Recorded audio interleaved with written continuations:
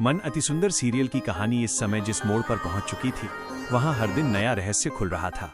घर के भीतर मुस्कानें थीं, रौनक थी, रिश्तों की गर्माहट थी, लेकिन इन सब के पीछे छिपी थी नफरत की चिंगारियां, जो धीरे धीरे भड़ककर एक आग का रूप लेती जा रही थीं। और इस आग को भड़काने का काम कर रही थी निहारिका, वो लड़की जिसने बड़ी चालाकी से सबके दिलों में जगह बनाई थी, पर उसके इरादे किसी को पता नहीं थे।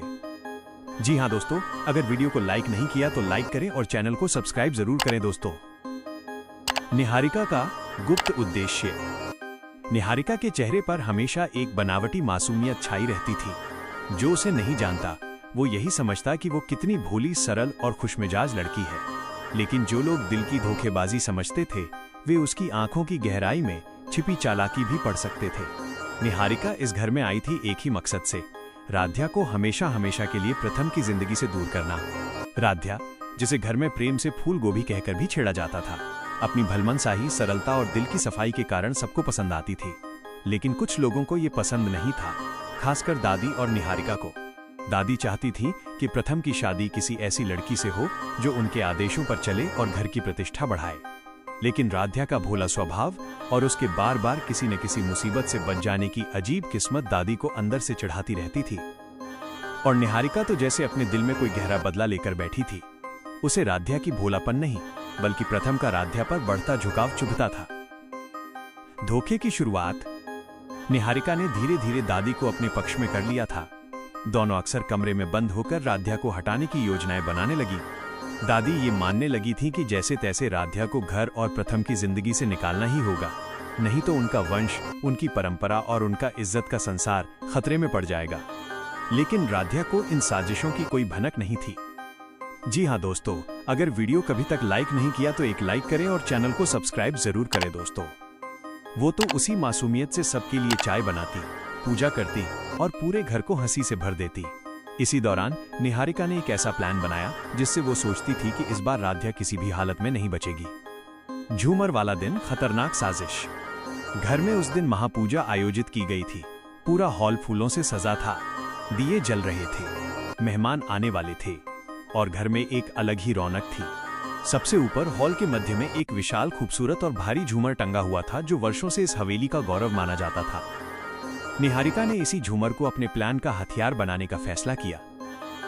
उसने दादी से कहा, देखिए दादी, अगर झूमर गिर जाए तो सब इसे हादसा समझेंगे, कोई शक भी नहीं करेगा। दादी ने एक पल को उसकी बात पर विचार किया, फिर धीरे से सिर हिलाकर कहा, बस इस बार ध्यान रखना, कोई गलती नहीं होनी चाहिए, वरना एक और बार वो फूलगोभी बच गई तो मेरा सिर फट जाएगा। निहारिका ने मन ही मन मुस्कुराते हुए सोचा, इस बार फूलगोभी नहीं बचेगी। उसने पूजा की तैयारियों के दौरान झूमर की एक मुख्य चेन को ढीला कर दिया था, इतना कि हल्की सी खिंचाव में वो नीचे गिर जाए, पर देखने में किसी को कुछ पता न पड़े। राध्या का वहां पहुंचना। पार्टी शुरू होने से थोड़ी देर पहले राध्या हॉल में आई, झूमर के नीचे ही खड़ी हो गई। निहारिका दूर से यही चाहती थी, उसे देखना था कि राध्या उस झूमर के ठीक नीचे खड़ी हो ताकि प्लान सफल हो सके। वो एक कोने में खड़ी सब देख रही थी। उसके चेहरे पर ऐसी संतुष्टि थी जैसे कोई शिकारी अपनी शिकार पर नजर बांधे बैठा हो। भाग्य का खेल, प्रथम की एंट्री। लेकिन किस्मत के खेल भी अजीब होते हैं। उसी समय प्रथम वहां आ गया। उसकी नजर राध्या पर पड़ी और तुरंत उसे कुछ गड़बड़ महसूस हुई, जैसे झूमर हल्का सा झूल रहा हो। किसी को समझ नहीं आया कि प्रथम की नजर इतनी सूक्ष्मता से कैसे पड़ गई, पर उसके दिल को जैसे एक झटका लगा, राध्या खतरे में है। वो बिना कुछ सोचे दौड़ पड़ा। सस्पेंस, झूमर गिरना। ठीक उसी पल निहारिका ने अपने इशारे से झूमर की चेन को हल्का सा धक्का दिया। चेन टूटने की आवाज गूंजी और विशाल झूमर तेजी से नीचे की ओर गिरने लगा। हॉल में मौजूद लोग चीख उठे, सब भागने लगे। राध्या का दिल दहल गया, लेकिन उसके पैरों में मानो जान ही नहीं बची। उसी क्षण प्रथम ने दौड़कर उसे खींच लिया और जोर का धमाका हुआ। झूमर जमीन से टकराया और टुकड़ों में बिखर गया। पूरे हॉल में धूल उड़ गई, शीशे के टुकड़े बिखर गए और शोर मच गया। राध्या प्रथम की बाहों में थी, कांप रही थी।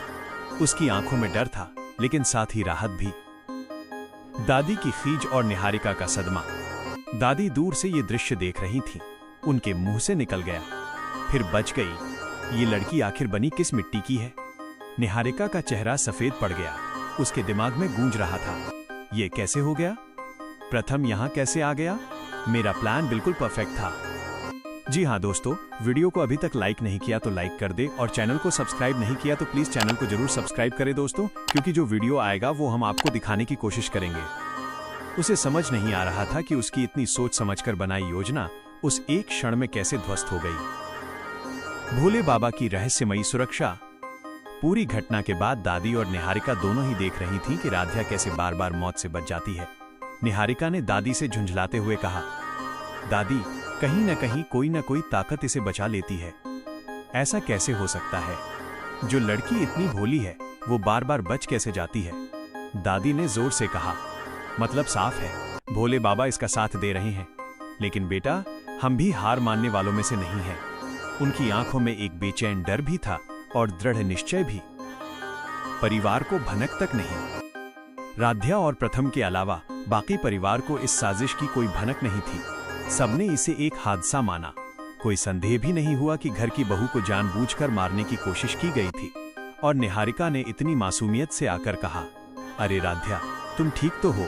कितना बड़ा हादसा हो सकता था कि कोई भी उस पर शक नहीं कर पाया। प्रथम की बेचैनी।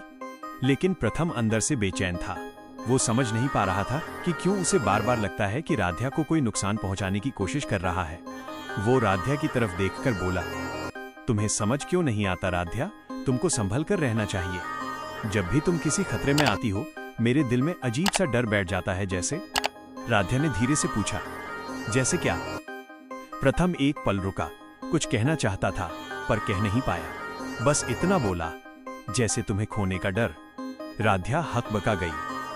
उसका दिल भी कुछ पल के लिए तेजी से धड़क उठा। निहारिका की अगली चाल और खतरनाक। उधर निहारिका इस हार को सहने वाली नहीं थी। वो अपने कमरे में बेचैन घूम रही थी। एक झूमर क्या गिरा, उसकी तो जान बचा ली प्रथम ने। क्या है इस लड़की में? क्यों बार बार मरते मरते बच जाती है? मुझे जल्दी कोई और प्लान बनाना होगा।